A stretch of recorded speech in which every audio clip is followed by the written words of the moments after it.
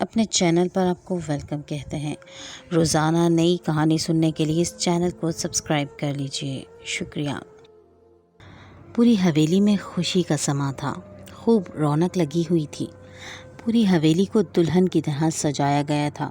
ہر کوئی بڑھ چڑھ کر کاموں میں حصہ لے رہے تھے اور اپنے حصے میں آئے کام خوشی اسلوبی سے کر رہے تھے۔ آخر ایسا کیوں نہ ہوتا؟ ملک شہباز کی اکلوتی بیٹی فروا کی آج بارات تھی، جو سب کی آنکھوں کا تارا، اپنے باپ کی انتہائی لاڈلی تھی۔ حویلی کے ایک بہت بڑے کمرے میں فروا قیمتی جوڑا پہنے، چہرے پر گھونگھٹ اوڑھے بیٹھی تھی۔ اس کے ارد گرد سکھیوں سہیلیوں کے ساتھ گھر والے بھی موجود تھے، اور پھر کسی ملازم نے آ کر بتایا کہ نکاح خوانی کے لیے دلہا اور گھر کے باقی مرد حضرات آ رہے ہیں۔ فروا نے اپنا چہرہ اور نیچے کر لیا اور وہ بہت شرمائی ہوئی اور گھبرائی ہوئی تھی۔ تھوڑی ہی دیر میں نکاح خواہ نے تلاوت قرآن پاک کے ساتھ نکاح پڑھوانا شروع کر دیا۔ ابھی دلہن نے قبول ہے کا جملہ اپنی زبان سے نہیں نکالا تھا کہ اچانک ایک انجان چہرہ کمرے میں داخل ہوا اور بھاری اور سرد آواز میں بولا کہ یہ نکاح نہیں ہو سکتا۔ وہاں موجود لوگوں کو جیسے سانپ سونگھ گیا تھا اور سب نے اس لمبے چوڑے نوجوان کی جانب چونک کر دیکھا تھا۔ اس سنجیدہ چہرے والے نوجوان نے کاغذ ملک شہباز کی طرف اچھالا اور بولا، یہ لڑکی پہلے سے ہی میرے نکاح میں ہے، اس لیے یہ نکاح نہیں ہو سکتا۔ ملک شہباز کو جھٹکا لگا تھا۔ انہوں نے شعلہ بار نگاہوں سے سامنے کھڑے نوجوان کی طرف دیکھا اور دھاڑے مار کر بولا، کیا بکواس کر رہے ہو؟ تمہاری جرأت کیسی ہوئی میری بیٹی پر الزام لگانے کی اور ان جعلی نکاح نامے کا اب پولیس کو جواب دینا؟ میری معصوم بچی پر جو الزام لگایا اس کی تمہیں ایسی سزا دوں گا کہ یاد رکھو گے۔ اور اس سے پہلے کہ ملک شہباز کچھ کرتے، سامنے کھڑے نوجوان نے چند تصویریں ملک شہباز کے منہ پر دے ماری اور بولا، یہ نکاح نامہ تو جھوٹا ہو سکتا ہے مگر یہ تصویریں جھوٹی نہیں ہیں۔ آپ کی بیٹی میری بیوی ہے اور پولیس کو آپ کیا؟ میں بلاتا ہوں۔ آپ میری بیوی کی شادی کہیں اور نہیں کر سکتے۔ گھونگھٹ میں بیٹھی فروا کا دل خوف اور حیرت کے مارے تیزی سے دھڑک رہا تھا۔ وہ تو اس شخص کو جانتی تک نہیں تھی۔ اس کے بابا نے تصویریں دیکھی تو ان کی آنکھیں پھٹی کی پھٹی رہ گئیں۔ ان تصویروں میں فروا لال جوڑے میں بیٹھی نکاح کے کاغذات پر دستخط کر رہی تھی۔ کوئی سوچ بھی نہیں سکتا تھا کہ فروا اس قسم کا قدم اٹھا سکتی ہے۔ اب آپ لوگ عزت کے ساتھ میری بیوی کو میرے حوالے کر دیں، ورنہ پولیس کو بلوانے میں دیر نہیں کروں گا۔ عزیر نے اپنی بات مکمل کی اور ایک سائڈ پر ٹھہر گیا۔ اس کا سنجیدہ تھا اور جیسے وہ اپنی بات پر عمل کرنے کے لیے تیار تھا۔ حویلی میں چیمگوئیاں شروع ہو گئی تھیں۔ ہر طرف لوگ فروا کے کردار کے بارے میں ایک دوسرے کے کانوں میں سرگوشیاں کر رہے تھے۔ ڈھول کی تھاپ بند ہو چکی تھی۔ فروا کے ابو صدمے سے وہیں صوفے پر ڈھہ سے گئے۔ فروا تڑپ کر اٹھی اور اپنے باپ کے قدموں میں جا بیٹھی اور رو رو کر چیختے ہوئے اپنے باپ سے بولی کہ وہ اس شخص کو نہیں جانتی تھی، وہ جھوٹ بول رہا ہے۔ میرا یقین کریں، میں آپ کی عزت خراب کرنے کا سوچ بھی نہیں سکتی ہوں۔ وہ گڑ گڑا رہی تھی جبکہ ملک شہباز ایک ٹک اپنے ہاتھ میں موجود تصویر کو دیکھ رہے تھے، جیسے یقین کرنا چاہتے ہوں کہ سچ ہے یا جھوٹ۔ اور پھر اچانک ملک شہباز اٹھے اور انہوں نے فروا کے منہ پر ایک زوردار تھپڑ رسید کیا۔ سب جھوٹ ہو سکتا تھا مگر تصویر میں بیٹھی لڑکی ان کی بیٹی تھی، اور یہ وہی جوڑا تھا جو فروا نے خود اپنے باپ کے ساتھ جا کر خریدا تھا کہ یونیورسٹی میں فنکشن ہے، تو مطلب وہ کسی یونیورسٹی کے فنکشن پر نہیں بلکہ اپنے نکاح کا جوڑا باپ کے ساتھ خریدنے گئی تھی۔ فروا اپنے باپ کا منہ دیکھتی رہ گئی۔ وہ سوچ بھی نہیں سکتی تھی کہ کسی جھوٹے الزام کی بنا پر اس کا باپ اسے یوں تھپڑ مارے گا۔ اور پھر اسی پر بس نہیں کیا تھا، ملک شہباز نے فروا کے منہ پر تابڑ توڑ تھپڑوں کی بارش کر دی تھی کہ ان کی آنکھیں غصے سے سرخ ہو چکی تھیں۔ فروا ان کے پیروں میں گر گڑا رہی تھی اور ایک ہی بات بول رہی تھی کہ وہ بے قصور ہے، اس کی بات کا یقین کریں۔ وہ تو اس شخص کو جانتی تک نہیں تھی مگر ملک شہباز نے اس کی ایک نہیں سنی تھی اور اس کا ہاتھ پکڑ کر دھکے دے کر گھر سے نکال دیا۔ حیرت اور پریشانی سے ہر کوئی ملک شہباز کا چہرہ تکتا رہ گیا۔ اگلے ہی لمحے فروا حویلی سے نکال دی گئی اور دروازہ بند کر دیا گیا۔ فروا دروازے کے پاس بیٹھی رونے لگی۔ اسے اس مقام تک پہنچانے والا شخص باہر ہی کھڑا تھا اور آرام سے اس کی جانب بڑھا اور بولا، چلو میرے ساتھ۔ فروا اس ظالم انسان کے ساتھ نہیں جانا چاہتی تھی، وہ تو اس کو جانتی تک نہیں تھی، پھر کیسے چلی جاتی؟ مگر اس کے پاس اس وقت اور کوئی راستہ نہیں تھا، کیونکہ اب اس کے گھر والے اسے کسی طور پر قبول نہیں کریں گے، سو اس کے پاس یہی حل تھا بھری دنیا میں بچی کچی عزت کو محفوظ کرنے کا۔ عزیر نے فروا کو زبردستی گھسیٹ کر گاڑی میں ڈالا اور گاڑی تیزی سے سڑک پر بھگانا شروع کر دی۔ تقریباً 3 گھنٹے سڑک پر دوڑنے کے بعد آخرکار گاڑی سندھ کے ایک صحرائی علاقے میں بہت بڑی حویلی کے اندر جا رکی۔ یہ سارا راستہ عزیر نے خاموشی سے اور فروا نے روتے ہوئے طے کیا تھا۔ فروا کی آنکھیں ایک لمحے کے لیے بھی خاموش نہیں ہوئی تھیں، اس کے وجود میں اتنی سکت باقی نہیں تھی کہ 2 قدم بھی اٹھا پاتی۔ اتنے میں عزیر نے گاڑی کا دروازہ کھولا اور اسے بازو سے گھسیٹتا ہوا گھر لے آیا۔ دلہن کے لباس میں ملبوس فروا حویلی میں گھسیٹتی ہوئی داخل ہوئی۔ گرمی اور گھبراہٹ کے مارے اس کا برا حال تھا۔ گھر کے لاؤنج کا دروازہ جیسے ہی کھلا، اس کی آنکھیں ہر چیز کی خوبصورتی اور نفاست کو دیکھ کر حیران رہ گئی۔ یہ حویلی تو اس کی حویلی سے بڑی اور شاندار تھی۔ عزیر نے اسے اندر جاتے ہی زور سے دھکا دیا اور ویل چیئر پر بیٹھی ایک عورت کے قدموں میں پھینک دیا۔ وہ منہ کے بل زمین پر جا گری تھی۔ دلہن کے لباس میں لپٹی فروا کے ہاتھوں میں پہنی چوڑیوں کے ٹوٹنے کی آواز نے لاؤنج کی خاموشی میں ارتعاش پیدا کیا تھا۔ اسے زمین بوس کرتے ہی عزیر نے کہا کہ یہ لو پھپھو، میں نے آپ کا بدلہ لے لیا ہے۔ یہ کہہ کر وہ واپس مڑ گیا۔ دروازے پر کھڑے ہو کر اس نے فون پر کسی سے بات کی۔ وہ کہہ رہا تھا، ولید میرے بھائی، تم نے کمال کر دیا۔ نکاح نامہ تو انہیں جھوٹا لگ رہا تھا، مگر تم نے جو تصویریں دی تھیں اسے انہیں ماننا ہی پڑا۔ یہ کہتے ہوئے اس نے ایک زوردار کہکا لگایا۔ سرشاری کے عالم میں وہ جھوم رہا تھا جیسے کوئی سلطنت فتح کر آیا ہو۔ خوشی اس کے چہرے پر واضح تھی۔ فروا بھی بے یقینی اور دکھ کی کیفیت میں تھی۔ اس کی سماعتوں سے عزیر کی ایک ایک بات ٹکرائی تھی۔ یار، ہمارا پلان کامیاب ہو گیا ہے، اب دیکھنا کیسے اپنا بدلہ پورا کروں گا۔ فون کان سے لگائے عزیر وہاں سے جا چکا تھا۔ فروا نے جب آنکھیں اوپر اٹھا کر دیکھا تو جس عورت کے قدموں میں وہ گری تھی وہ ادھیڑ عمر اور بہت ہی بیمار تھی اور ویل چیئر پر بیٹھی ہیں، بس خلا میں گھورے جا رہی تھی۔ فروا کا دم گھٹ رہا تھا۔ اس کو سمجھ نہیں آ رہی تھی کہ آخر اس سے کس بات کا بدلہ لیا جا رہا ہے، لیکن ایک بات کا بخوبی اندازہ ہو گیا تھا کہ وہ اس وقت اپنے کسی دشمن کے قبضے میں پہنچ چکی تھی، اور اس حالت میں اس کے اپنے باپ نے اس پر یقین نہ کر کے بھیجا تھا۔ وہ ابھی نیم مردہ سی انہی اذیت بھری سوچوں میں مصروف تھی کہ اچانک ایک عورت کمرے میں داخل ہوئی اور تیزی سے اس کی جانب بڑھی، ماتھے پر بوسہ دیا اور بولی، ماشاءاللہ، بہت خوبصورت بہو لایا ہے میرا بیٹا، آؤ میں تمہیں تمہارے کمرے میں لے چلتی ہوں۔ یہ سن کر فروا کو حیرت کا جھٹکا لگا تھا۔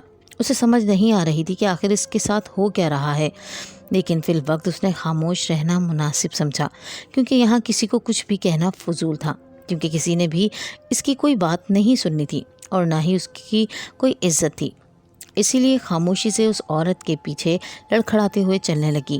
وہ اسے ایک نہایت عالی شان کمرے میں لے گئی، جس کی در و دیوار پر خوبصورت پینٹ کیا ہوا تھا اور کھڑکیوں پر وزنی پردے ٹنگے ہوئے تھے۔ فروا بالکل خاموش ہو چکی تھی۔ وہ اپنی قسمت پر جتنا روتی کم تھا، جانتی تھی اپنے گھر والوں سے بہت دور آ چکی تھی اور اب اس کی واپسی بھی ناممکن تھی، کیونکہ وہ بدلے کی آگ میں لائی گئی تھی، اور اگر چلی بھی جاتی تو اس کے باپ نے نہ پہلے اس کا یقین کیا تھا اور نہ ہی بعد میں کرے گا۔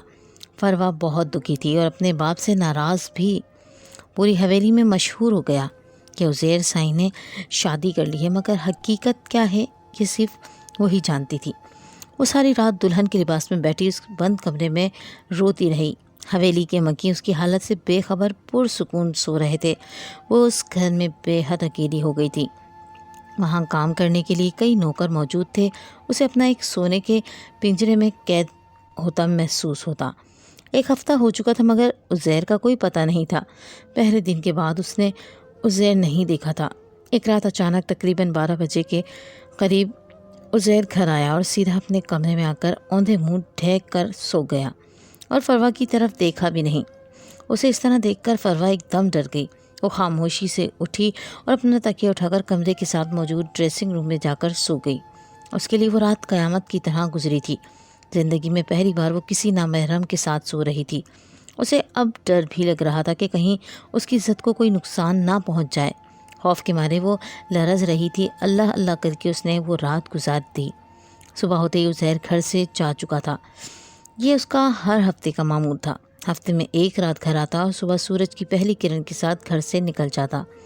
اس کا فروا سے آمنا سامنا کم ہی ہوتا تھا اور اس کے بعد ایک مہینہ گزر چکا تھا اور اس دوران عزیر گھر نہیں آیا تھا۔ اس کو ضروری کام سے شہر رکنا پڑ گیا تھا اور اس ایک ماہ میں فروا پر بہت بڑی قیامت ٹوٹی تھی، جس کا کسی کو معلوم نہیں تھا، کیونکہ کسی کو اس کی ذات سے کوئی سروکار نہیں تھا۔ اور جب ایک ماہ بعد عزیر گھر پہنچا تو گھر کا منظر اس کے لیے حیران کن تھا۔ پورے گھر میں جشن کا سا سما تھا۔ ہر کوئی چہرے پر مسکراہٹ سجائے مٹھائیاں کھانے اور بانٹنے میں مصروف تھا۔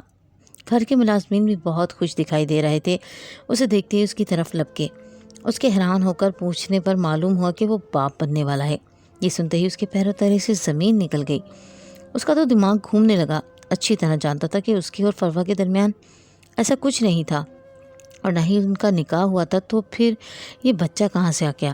وہ چہرے پر مصنوعی مسکراہٹ سجائے بمشکل خود کو قابو کیے سبھی سے مبارکباد قبول کرتا رہا، اور پھر جیسے ہی جھرمٹ تھوڑا کم ہوا وہ تیزی سے کمرے میں داخل ہوا اور فروا کو کھا جانے والی نظروں سے دیکھا اور گھرا کر بولا، آخر تم نے اپنی اوقات دکھا ہی دی کہ یہ کیسے گھٹیا باپ کی اولاد ہو۔ میں تو تمہارے پاس نہیں آیا تو یہ کس کا گناہ اپنے پیٹ میں پال رہی ہو؟ یہ سنتے ہی فروا جیسے پھٹ پڑی تھی۔ وہ زور زور سے رونے لگی۔ اس کی آنکھیں آنسوؤں سے لبریز تھیں اور چہرہ سرخ ہو گیا تھا۔ اس نے روتے ہوئے کہا کہ یہ کسی اور کا نہیں، تمہارے ہی گھٹیا بھائی کا گناہ ہے، جس نے میری مجبوری کا فائدہ اٹھایا اور میری عزت کی دھجیاں اڑا دیں۔ گھٹیا میں نہیں، تم لوگ ہو جنہوں نے مجھے کہیں کا نہیں چھوڑا۔ بتاؤ مجھے کس بات کی اتنی بڑی سزا دی ہے مجھے؟ وہ روتے ہوئے عزیر کا گریبان جھنجھوڑنے لگی تھی۔ اس کی حالت خراب ہو رہی تھی۔ عزیر کے سر پر جیسے آسمان گرا تھا۔ اس کی آنکھیں پھٹی کی پھٹی رہ گئیں اور بے یقینی کے عالم میں فروا کی طرف دیکھ رہا تھا، اور پھر خود کو یقین دلانے کو بولا، تم جھوٹ بول رہی ہو، ایسا نہیں ہو سکتا، میرا بھائی ایسا نہیں کر سکتا۔ ہم نے بدلہ ضرور لیا ہے، مگر اس طرح لڑکی کی عزت سے کھیلنا نہیں آتا ہم بھائیوں کو۔ اس کی بات سن کر فروا تڑپ کر بولی، میں جھوٹ نہیں بول رہی، اگر یقین نہیں آتا تو اپنے گھٹیا بھائی سے پوچھ لو، جس نے رات کے اندھیرے میں میرے کمرے میں گھس کر سوتی ہوئی کی عزت کو تار تار کیا تھا، اور مجھے بچانے والا بھی کوئی نہیں تھا، کیونکہ تم سب ایک جیسے ہو۔ میں تو تمہارے گھر میں قید ہوں، تو پھر کسی اور کا سوال ہی نہیں اٹھتا۔ وہ بری طرح رو رہی تھی۔ اس کے آنسو اور کمزور لاغر وجود اس کی سچائی کی گواہی دے رہے تھے۔ وہ تیزی سے وہاں سے نکلا، تقریباً بھاگتا ہوا ولید کے کمرے میں گیا اور غصے سے بولا، یہ کیا کر دیا تم نے؟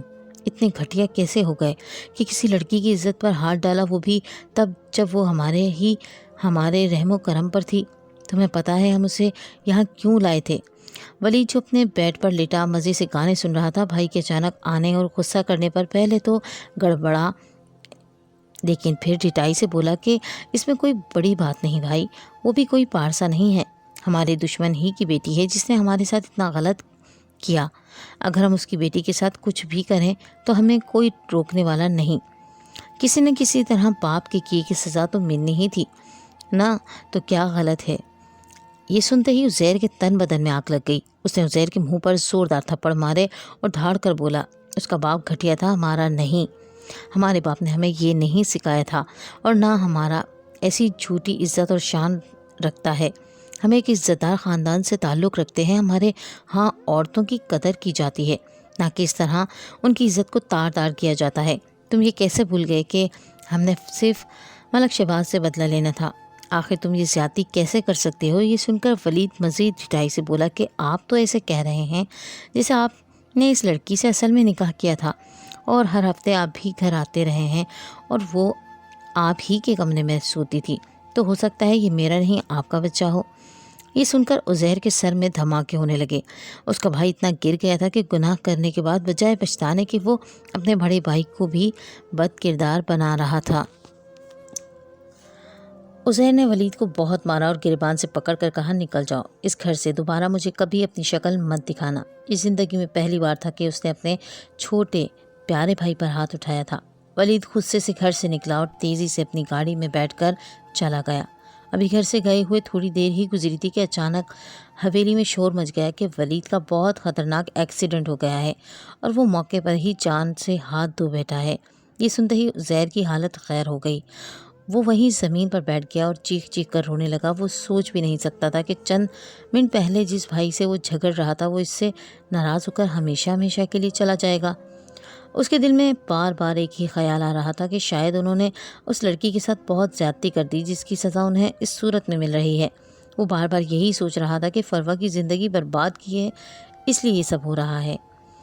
ان کی حویلی میں کوہرام برپا تھا۔ عزیر کی ماں نیم پاگل سی ہو رہی تھی۔ عزیر کے لیے یہ سب برداشت کرنا مشکل تھا۔ اپنے پیارے بھائی کو قبر کے حوالے کر کے وہ سیدھا فروا کے پاس گیا اور جاتے ہی اس کے سامنے ہاتھ جوڑ کر رونے لگا۔ ہمیں معاف کر دینا فروا، میں دشمنی کی آگ میں اس قدر اندھا ہو گیا تھا کہ ہم نے تمہارے ساتھ جانوروں والا سلوک کیا۔ دا کے لیے میرے بھائی کو معاف کر دو۔ اب وہ اس دنیا میں نہیں رہا، تم پر بیجا ظلم کرنے کی بہت بڑی سزا ملی ہے۔ یہ سن کر فروا کی آنکھیں بھی آنسو سے بھر آئیں۔ وہ اتنی آسانی سے اپنی عزت کے لٹیرے کو کبھی معاف نہ کرتی، مگر اب اس کی اذیت ناک موت کے بعد فروا خاموش ہو گئی اور اپنا معاملہ اللہ پر چھوڑ کر ولید کو معاف کر دیا۔ مگر کئی سوال اس کی آنکھوں میں ابھرے۔